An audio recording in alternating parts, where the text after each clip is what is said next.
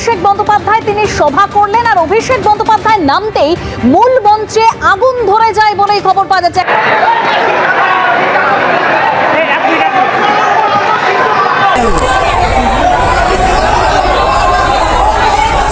দুটো ফেজে তো নির্বাচন, 2 লক্ষ ক্যামেরা প্রত্যেকটা এই বুথকে প্রিজার্ভ করবে, হাত বাড়িয়ে দেবেন।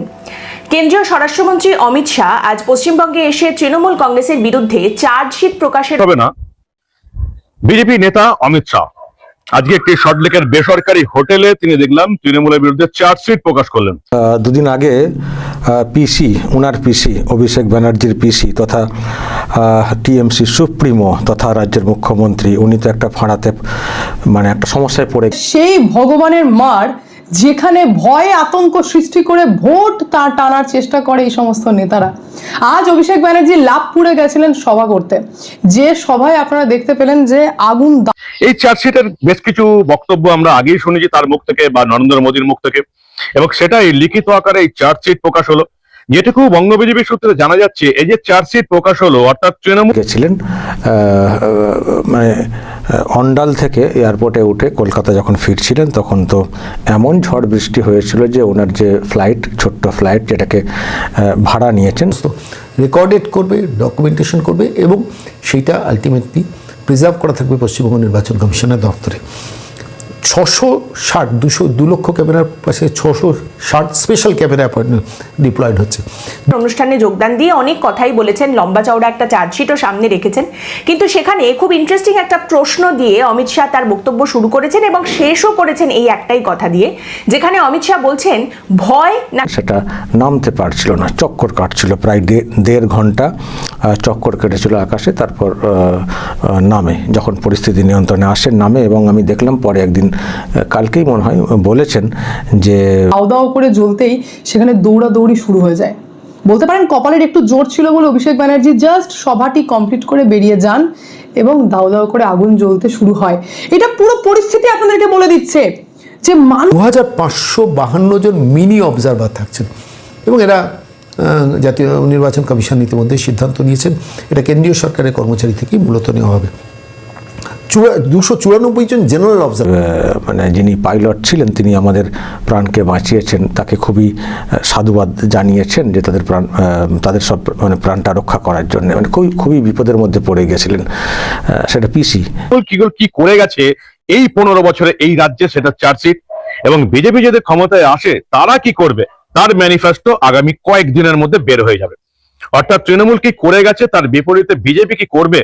কি ভাগ্যও চাইছে না যে অভিষেক ব্যানার্জি কিছু বলুক, মমতা ব্যানার্জি কিছু বলুক। মানে আমার খারাপ লাগছে দেখে যে আজ কোনো কিছু ওনাদের সঙ্গে নেই। শুধু লাভপুরের কেন, আমি আরেকটি ভিডিও আপনাদেরকে দেখাবো, সেটা হচ্ছে কালকেকার। প্রত্যেকটা বিধানসভায় পশ্চিমবঙ্গের বাইরে থেকে একজন করে জেনারেল অবজারভার থাকছেন। মূল বিধানসভাগুলোতে তিনি রিটার্নিং অফিসারের অফিসে থাকবেন, অর্থাৎ কোনো জায়গায় বিডিও বা এসডিও লেভেলের অফিসার ম্যানেজড হলে। সেটাই আমাদের দেখার এখন একমাত্র কারণ। চার্জশিটে কি উঠে এলো আজকে? সল্টলেকের একটি বেসরকারি হোটেলে চার্জশিট প্রকাশের অনুষ্ঠান হলো। আমি দেখলাম কেন্দ্রীয় স্বরাষ্ট্রমন্ত্রী বিজেপি নেতা অমিত শাহ, একদিকে রাজ্য সভাপতি শ্রমিক ভট্টাচার্য, একদিকে। কিন্তু আজকে দর্শক যেটা খবর, এই যে অভিষেক ব্যানার্জি উনি তো বক্তব্য রেখেছেন বীরভূমের লাভপুরে, তো সেখানে ওনার প্রোগ্রামের যে মঞ্চ সেখানে হঠাৎ করে আগুন লেগে যায়, স্টেজে আগুন। এই জেনারেল অবজারভার কিন্তু সেখানে মনিটরিংয়ে থাকে। আর পশ্চিমবঙ্গ নির্বাচন কমিশনের হেডকোয়ার্টার্সে পুরো মনিটরিং সিস্টেমের মধ্যে হেড করবেন সিস্টেমটাকে সুব্রত গুপ্ত নিজে। 84 জন পুলিশ অবজারভার, যেটা অভিষেক ব্যানার্জির গড় দক্ষিণ 24 পরগনার। আমি জাস্ট একবার ভিডিওটি চালাই, এটা হচ্ছে কুলপি বিধানসভার। একবার চেয়ারগুলোর দিকে তাকাবেন, আপনাদের মন জুড়িয়ে যাবে। একবার চেয়ারগুলো দেখুন। কি ভরসা, কোনটা বেছে নেবেন পশ্চিমবঙ্গের মানুষ? এবার পশ্চিমবঙ্গের মানুষকে সেটাই ঠিক করতে হবে। দেখুন, এই ভয় আর ভরসার মধ্যে আপনি যদি আপাত দৃষ্টিতে যে কাউকে জিজ্ঞেস করেন, লেগে যায়, দেখতে পাচ্ছেন আগুন লেগে যায় এবং হইচই পড়ে যায়। তার আগে ওনার প্রোগ্রামটা তো হয়ে গেল দেখলেন, তো এখানে শর্ট সার্কিট বলা হচ্ছে, জানি না আরো পরে কি বলা হবে। বিরোধী দলনেতা শুভেন্দু অধিকারীকে নিয়ে চার্জশিট প্রকাশ করলেন, অন্যান্য বঙ্গ বিজেপির নেতারাও ছিলেন। বেশ কয়েকটা জিনিস সেখানে উঠে এলো এবং আমি দেখলাম তিনি কিন্তু এখানে অন্তত আজকের ক্ষেত্রে আমি দেখলাম শুভেন্দু অধিকারীকে একটু বাড়তি গুরুত্ব দিলেন। শুভেন্দু অধিকারী এই রাজ্যে তুমি কোনটা বেছে নিতে চাও, সে অবশ্যই বলবে আমি ভরসা বেছে নিতে চাই, ভয়ের মধ্যে কেই বা থাকতে চায়। কিন্তু সত্যি যদি কাউকে ভরসা বেছে নিতে হয়, মানে সত্যি সত্যি যদি একদম গভীরে গিয়ে ভাবতে হয়, তাহলে একজন মানুষ না বলা হবে, কিন্তু এরকম হয়েছে একেবারে আগুন লাগে এবং সেটাকে ঘিরে একেবারে হইচে পড়ে যায়। তো আমি সেই জন্যই বলছি যে ফাঁড়া যেন কাটছে না, কখনো ফ্লাইট নামতে পারছে না, কখনো স্টেজে আগুন লেগে যাচ্ছে হচ্ছে। পথে পরিচালিত হয়ে বিভ্রান্তির শিকার হয়ে বিজেপিকে ভোট দিয়েছে তাদেরকে বলুন পদ্ম খুলে দিলে সাপ পরে ঢুকবে কেউ সাপ।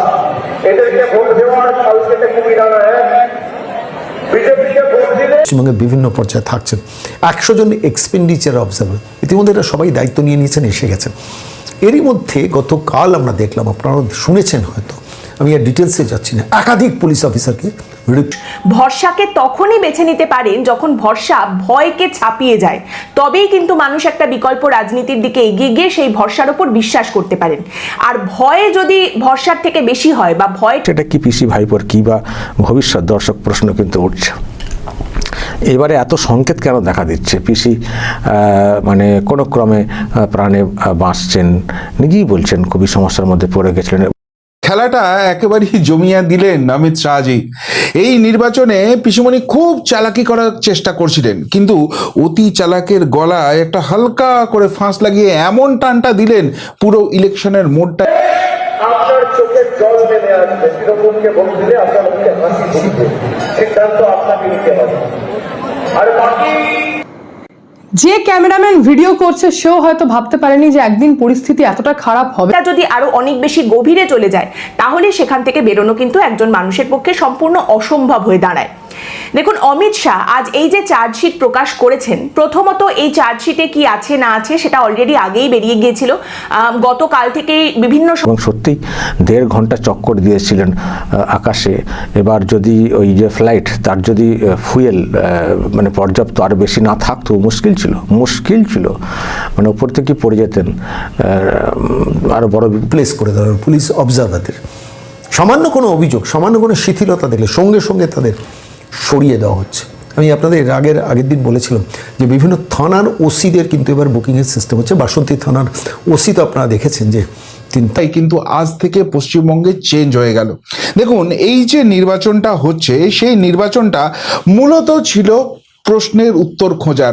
গত 15 বছরে পিসিমণি কি করেছে বাংলার জন্য, যে সংবাদ মাধ্যমে এই নিয়ে প্রচুর লেখালেখি শুরু হয়ে গিয়েছিল যে চার্জশিটে কি থাকবে না থাকবে, বড় বড় অনেক পর্যালোচনা অনেকেই সামনে রেখেছেন, অতএব সেখানে নতুন কিছু ছিল না। এবং তারই সঙ্গে এই চার্জশিটে যা যা অসুবিধা, গন্ডগোল, অপরাধের কথা বলা হয়েছে, যে সেখানে অভিষেক ব্যানার্জির মানুষের মাথা কম, চেয়ার বেশি দেখা যাবে।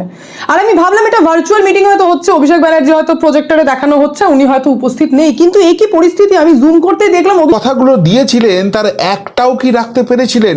2021-এর নির্বাচনের আগে তিনি যে বলেছিলেন যে আর একবার সুযোগ দিন, তাহলে আমি যদি ক্ষমতায় আসি ডবল চাকরি দেব, আপনারা ডবল বেতন পাবেন, ডবল বিপদ ঘটতে পারতো। তো সেই জায়গা থেকে উনি রক্ষা পেয়েছেন, সেটা তো গেল। আবার এদিকে ভাইপোর মঞ্চে আগুন লেগে গেছে, মঞ্চের উপরে আগুন লেগে গেছে। ওনার যেহেতু খুব টাইট সিকিউরিটি থাকে, সব রকম ব্যবস্থা থাকে, হয়তো তৈরি কিভাবে আন্দোলন করছেন সেটার কথাও কিন্তু তিনি এই চার্জশিট প্রকাশের অনুষ্ঠানে তুলে ধরলেন।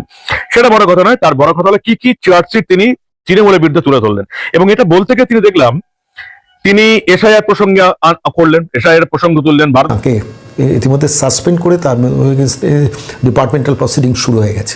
হাঁসখালি যে ভিডিও কীর্তিটা করেছেন তার সামনে উপস্থিত হয়েছে, মিথ্যে কথা প্রকাশ্যে বলেছেন। গতকাল আমরা দেখলাম সংগ্রামী যৌথ মঞ্চের তরফ থেকে ভাস্কর ঘোষের নেতৃত্বে তারা পশ্চিমবঙ্গকে এই দুর্নীতির কথা যেগুলো সামনে রাখা হয়েছে, সেগুলো পশ্চিমবঙ্গের মানুষের কাছে একেবারেই নতুন কিছু নয়। যেরকমটা বিজেপির তরফ থেকে বলা হচ্ছে যে আমরা চার্জশিট প্রকাশ করছি, মানে এগুলো আমাদের কথা নয়, মানুষের কথা আমরা বলছি, কিন্তু এগুলো আলাদা করে পশ্চিমবঙ্গের সেটাকে কন্ট্রোলে আনা গেছে। কিন্তু হচ্ছেটা কি, আমি যেটা বলতে চাই যে এইসব কিসের ইঙ্গিত, এগুলো কিসের ইঙ্গিত? এরকম এত ফাড়া কেন যাচ্ছে? অভিষেক ব্যানার্জি ভাষণ দিচ্ছেন, কিন্তু চেয়ারে একটিও লোক নেই। ওই ভাওতাবাজির গল্প, ধাপাড়িগিরির গল্প আমাকে সরকার বানিয়ে দিন, আমি আবার করে দেবো, এই গল্প শুনতে কেউ নেই। ইনফ্যাক্ট আমি তো দেখতে পেলাম 2-4 জন লোক তো এমনিই হেঁটে চলে যাচ্ছে, বলছে ফ্যাট কে শোনে এই ডায়লগ। আর পশ্চিমবঙ্গ নির্বাচন কমিশনের সঙ্গে দেখা করেছেন এবং পরিষ্কার বলেছেন যে ওই ভিডিওকে যদি অ্যারেস্ট না করা হয় তাহলে কিন্তু আমরা যে ব্যবস্থা নেব তাতে কিন্তু আপনাদের নির্বাচন পরিচালনাটা অসুবিধা হবে। দেখা যাক, অপেক্ষায় থাকবো। আর তো কোথাও না কোথাও এটাও মনে হয় যে আজকাল তৃণমূল কংগ্রেস এটা বোঝাতে মানে সমর্থ হয়েছে, এটা তারা সার্থক বলতে পারেন যে এনারা বোঝাতে এটা পেরেছেন যে আমরা লক্ষ্মী ভান্ডার দিয়ে তো ভোট দিন, আমরা যুব ভাতা দিয়ে তো ভোট দিন, তো সভাতে হয়তো ডিম ভাতের অ্যারেঞ্জমেন্টটা হয়নি, তাই বলছেন তাহলে সভাতে গিয়ে লাভ কি? মানুষ এমনি আসেনি, মানুষ বলছেন ডিম ভাতের অ্যারেঞ্জমেন্ট নেই, হয়তো খিচুড়ি কে খেতে যাবে, থাক যাবই না। তো ভাবুন এই বিধানসভা ইলেকশন সামনে যেখানে অভিষেক ব্যানার্জির গড়ে লোক নেই। আমি পরপর ভিডিও আপনাদেরকে দেখাবো, আর একটা ভিডিও আমি আপনাদেরকে দেখাবো যেখানে দেখবেন তৃণমূল কংগ্রেসেরই বুথ সভাপতি তৃণমূল কংগ্রেসই করে, তৃণমূল কংগ্রেসেরই ঝান্ডা ধরে, অথচ তার মা বিজেপির প্রার্থীর কাছে ক্ষোভ উবড়ে দিয়ে বলছেন যে এনাদেরকে আমি ঝাঁটা পেটা করে তাড়াবো। কেন? কারণ উন্নয়নটা। বন্ধুরা, এবার বাংলায় আপনি কার সরকার দেখতে চান, টিএমসি না বিজেপি? কার সরকার আপনি দেখতে চান অবশ্যই কমেন্ট বক্সে কমেন্ট করে যাবেন। কার সরকার আপনি দেখতে চান বাংলায় 2026-এ?